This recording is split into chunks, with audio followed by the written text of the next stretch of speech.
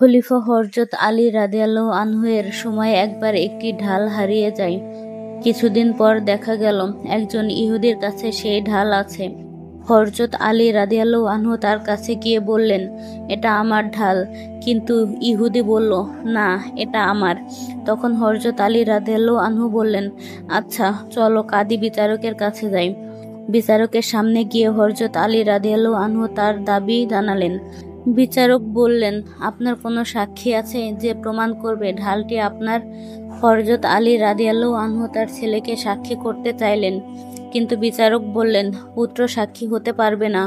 কোনো সাক্ষী না থাকায় বিচারক রায় দিলেন ঢালটি ইহুদির। এত বড় শাসক হয়েও হযরত আলী রাদিয়াল্লাহু আনহু বিনা আপত্তিতে বিচার মেনে নিলেন। ইহুদি এটা দেখে অবাক হয়ে বলল, এত ন্যায়পরায়ণ শাসক আমি কখনো দেখিনি। এই ঢাল আসলেই আপনার। আমি আপনাকে প্রতারণা করেছি। তারপর সে মুসলমান হয়ে গেল। এটা থেকে আমরা শিক্ষা নিতে পারি, ন্যায়ের পথে চলা এমনকি নিজের ক্ষতির মতো হলেও আল্লাহর কাছে তার ফল মহৎ হয়।